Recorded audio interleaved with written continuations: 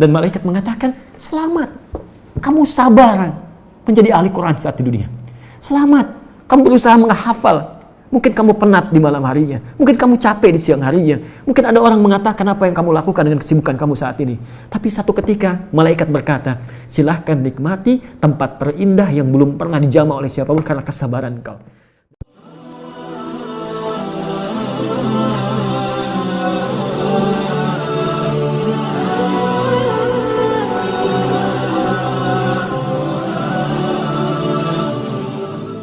Pertama, bagaimana kita bisa mencintai Al-Quran? Ya cintai. Ya cintai Al-Quran. Bagaimana kita mencintainya? Nah, ini yang mesti kita turunkan. Pertama, kita mesti belajar tentang apa keistimewaan Al-Quran yang bisa memberikan manfaat bagi kita. Sehingga ini bisa menjadi motivasi bagi kita untuk cinta terhadap Al-Quran. Ya, saya berikan beberapa contoh misal. Ini motivasi terbesarnya. Al-Quran adalah sarana terbaik untuk memberikan bakti terindah kita kepada kedua orang tua. Ini hal pertama yang saya tanamkan pada jiwa. Bagaimana saya mencintai Al-Quran dengan menjadikan motivasi itu untuk memberikan persembahan pada orang tua. Ayah, kan, yang telah berusaha maksimal memberikan yang terbaik untuk kita. Di ujung nafasnya bahkan memeluk minta maaf karena tidak bisa mengantarkan ke pesantren. Kan? Ibu berjuang dengan darah, keringat, air mata, memberikan yang terbaik. Ya, sampai harus meminjam untuk anaknya supaya bisa belajar, ya, makan dengan keadaan terbatas. Lalu kita mencoba apa yang bisa kita berikan, ya, karena kalau cuma dunia, orang tak beriman pun bisa berikan itu. Saya ingin pemberian saya sifatnya abadi. Saya ingin istimewakan orang tua saya bukan hanya di dunia, tapi saya ingin tunjukkan kepada seluruh makhluk langit dan bumi ketika dihisab. Ini persembahan saya untuk ayah yang telah mendidik dengan luar biasa, untuk ibu yang telah berjuang dengan luar biasa. Saya ingin tampakkan di hadapan seluruh penghuni langit dan bumi dengan anugerah terbesar yang Allah bisa berikan pada seorang anak untuk orang tuanya. Dan itu tidak ada yang lain kecuali Al-Quran. Kecuali Al-Quran. Di Quran surah ke-13, Ar-Ra'd ayat 23-24, Allah langsung berfirman, Jannatu adnin yadkhulunaha wa man salaha min abaihim wa azwajihim wa dhurriyyatihim wal malaikatu yadkhuluna alaihim min kulli bab salamun alaikum bima sabartum fa ni'ma uqbad dar. Ada sekelompok orang yang akan masuk ke surga melalui surga Aden. Sebelum dia masuk, dia akan dihiasi dulu. Ya, di Quran surah 35 ayat 33 itu tafsirnya. Yuhallawna fiha min asawir. Akan dipakaikan gelang-gelang emas. Di At-Tirmidzi nomor hadis 2915 dipakaikan mahkota kehormatan. Diberikan penghargaan luar biasa. Siapa mereka? Itulah ahli Al-Quran. Sampai Qurannya berkata, Allahumma halli ya Allah, hiasi orang ini, bedakan dengan bukan ahli Quran. Ya, berikan ia mahkota, berikan ia jubah kehormatan. Lalu yang paling menarik, setelah itu diperintahkan kemudian dipanggil kedua orang tuanya dan diberikan mahkota yang sinarnya lebih dahsyat, lebih terang dibandingkan sinar mentari yang masuk ke dalam rumah seseorang. Lalu dipakaikan oleh anak itu di kepala kedua orang tuanya. Digandeng tangan bapaknya, tangan ibunya, pasangan hidupnya, anak keluarganya. Ternyata amalan itu bisa memberi syafaat langsung, kata Allah, kepada keluarga besarnya. Dan ketika digandeng, diparadekan oleh Allah, disambutlah wal malaikat yadkhuluna alaihim min kulli bab. Semua malaikat penghuni surga berjejer di setiap pintu surga menyambut orang ini beserta rombongan keluarga besarnya untuk masuk ke surga tertinggi. Salamun alaikum bima sabartum fa ni'ma uqbad dar. Dan malaikat mengatakan, selamat, kamu sabar menjadi ahli Quran saat di dunia. Selamat, kamu berusaha menghafal. Mungkin kamu penat di malam harinya, mungkin kamu capek di siang harinya, mungkin ada orang mengatakan apa yang kamu lakukan dengan kesibukan kamu saat ini.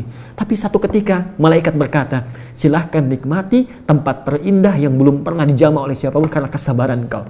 Dan diantara yang paling dahsyat, kita tidak menjadi soleh pribadi, tapi kita menjadi soleh sebagai seorang anak yang bisa membahagiakan kedua orang tua.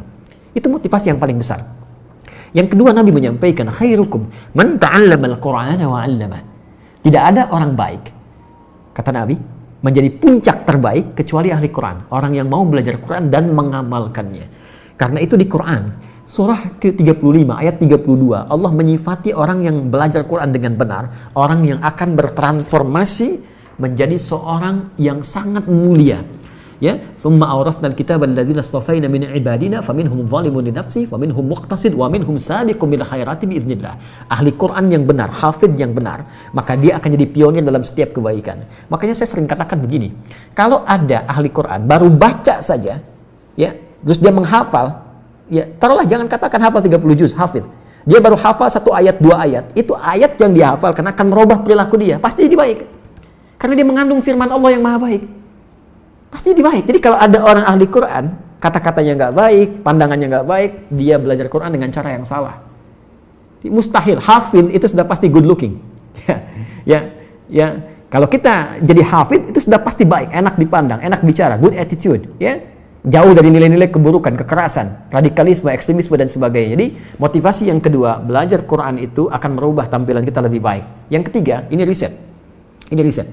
Ternyata menjadi ahli Quran itu bisa meningkatkan kecerdasan seseorang minimal 3 kali lipat dari orang biasa.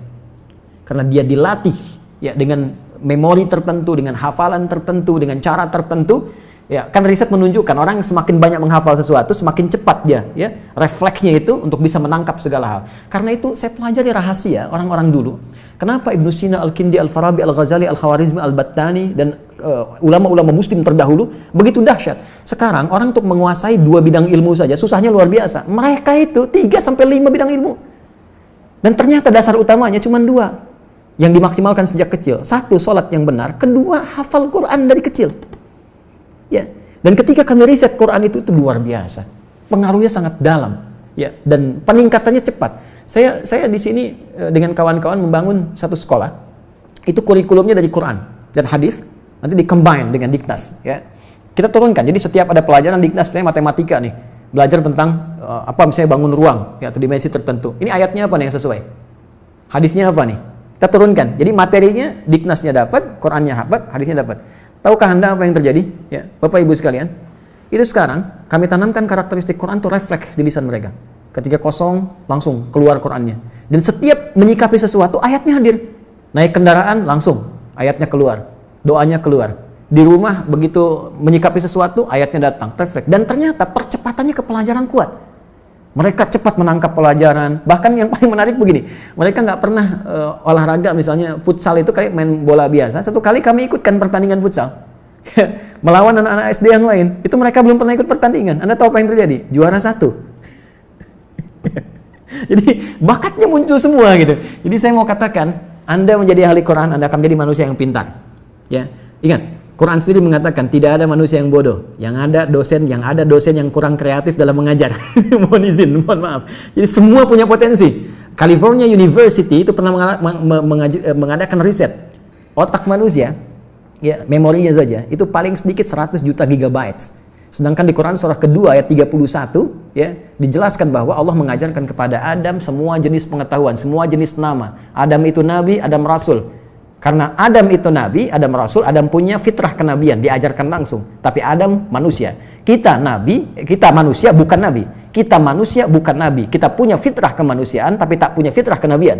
Fitrah kemanusiaan menjadikan kita mendapatkan potensi seperti Adam untuk menangkap semua pengetahuan. Tapi karena kita bukan nabi, nabi diajarkan kita belajar. Tinggal bagaimana Adinda belajar dengan sungguh-sungguh.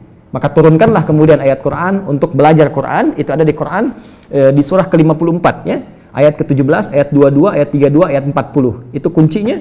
Kemudian tingkatkan takwa kepada Allah untuk mempercepat. Itu ada di Quran surah kedua di akhir ayat 282. Ya, kemudian setelah itu nikmati pelajaran Qurannya sampai Allah memberikan kemudahan. Itu ada di Al-Quran di surah Al-Qiyamah 75 ayat 16 sampai dengan 18. Kemudian jangan cepat menyimpulkan saya nggak bisa. Belajar dengan benar. Belajar tajwid. Pakai bahasa Arab lebih bagus.